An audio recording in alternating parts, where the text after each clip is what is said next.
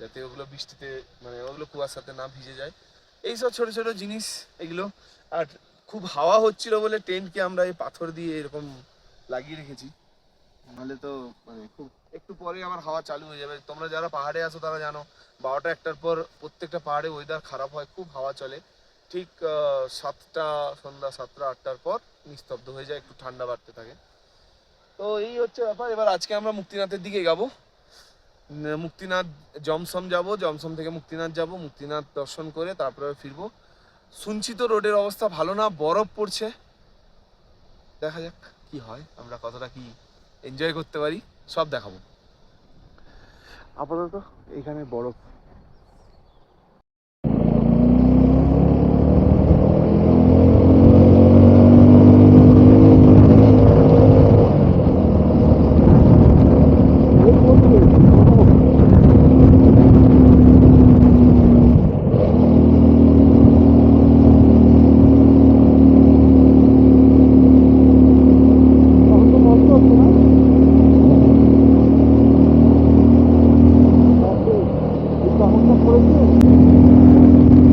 সকাল সকাল তো বেরোয়নি, মোটামুটি বেরাতে একটু লেটই হয়ে গেছে, কিন্তু তাও লেট করে হলেও এখন বাজে 9:45। আমরা চেকপোস্টে পারমিট চেক করিয়ে স্ট্যাম্প লাগিয়ে মুক্তিনাথের দিকে এগাচ্ছি। আর এগাতেই এত সুন্দর একটা খতরনাক ঠান্ডাওয়ালা একটা পাহাড়, মানে একে দেখেই ঠান্ডা লাগছে। আর রাস্তা দেখো, এইসব জায়গায় এরকম রাস্তা পাওয়া অনেক ভাগ্যের ব্যাপার।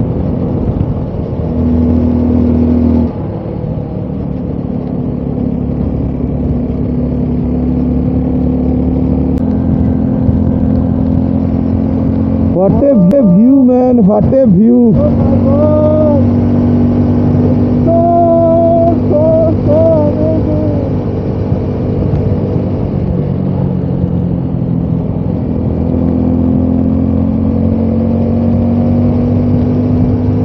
আমি এটা বন্ধ করলাম, ঠান্ডা লাগছে।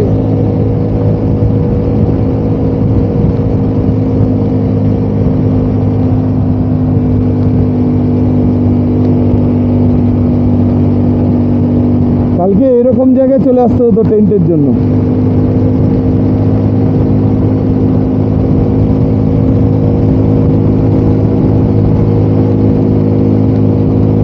জমসম 26। ওকে ওকে। এইরকম এপ্রিল মাসের 10 তারিখে এসে, মানে এপ্রিল মাসের 10 তারিখ নয়, আজকে কত তারিখ? 5 তারিখ হবে।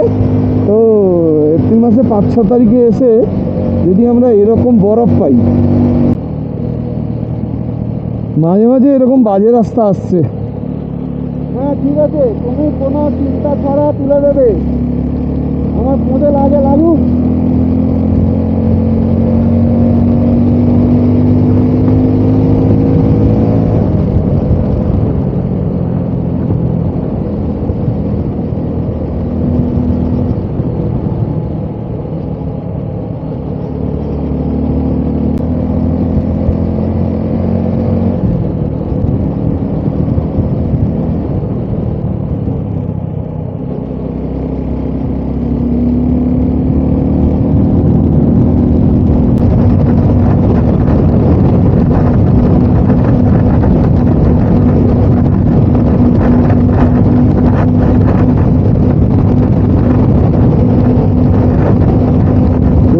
এটা কি উঠছে,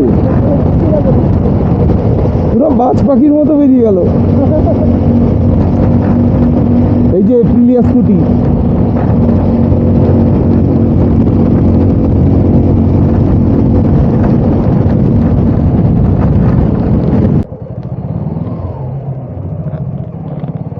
এটা হচ্ছে সেই পপুলার মারফা ভিলেজ।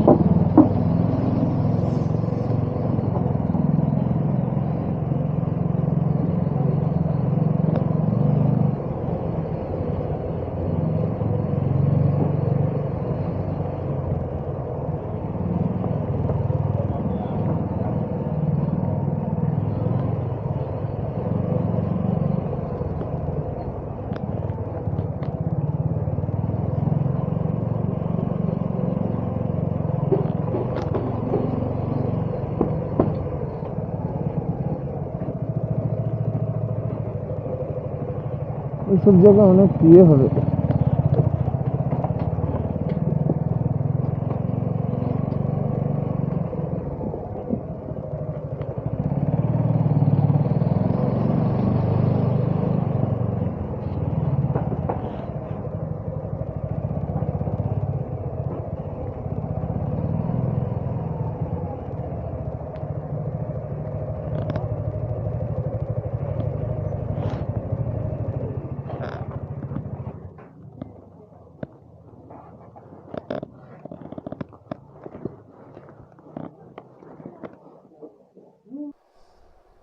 আমরা দাঁড়িয়েছি এখন মারফা ভিলেজের একটা, কি বলে এটাকে, হোমস্টে টাইপের, হোটেল টাইপের যাই বলতে পারো।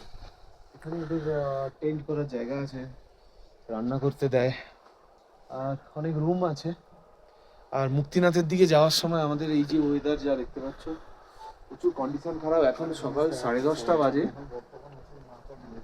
তো 10:30 বাজার সময় এইরকম ওয়েদার, আমরা মুক্তিনাথ কিভাবে যেতে পারবো জানি না। তো বর্তমান তো রুম নিয়ে লাগেজ খুলে রেখেছি এখানে, গাড়ি হালকা করে এবার আমরা রেনকোট পরে বেরোবো। অলরেডি রেন প্যান্ট আমি পরে নিয়েছি, উপরে রেনকোটটা পরবো আর বেরোবো। বাট এত বৃষ্টি হচ্ছে, বৃষ্টিতেই রাইড করা খুব কষ্টের ব্যাপার, বিশেষ করে এরকম ঠান্ডা হাওয়া দিচ্ছে। বরফ পড়ুক, ঠান্ডা হোক, চিল ঠান্ডা, কোনো ইস্যু না, এই যে হাওয়াটা দেয় এতে শরীর খারাপ করে। দেখা যাক, আমরা এখান থেকে 28 কিলোমিটার, বেশি দূর নয়, তবে 28 কিলোমিটার আমাদের 1 ঘন্টা লেগে যাবে আই থিঙ্ক। 1 ঘন্টা যেতে প্লাস ওখানে 1-1.5 ঘন্টা, আসতে 1 ঘন্টা, 4.5 ঘন্টার ব্যাপার আছে এখনো অবধি।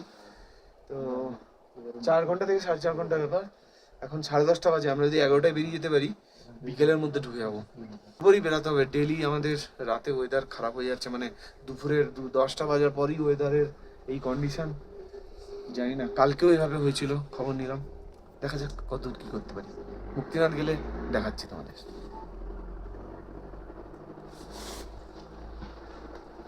ওই যে মারফা ভিলেজ, ওয়েলকাম টু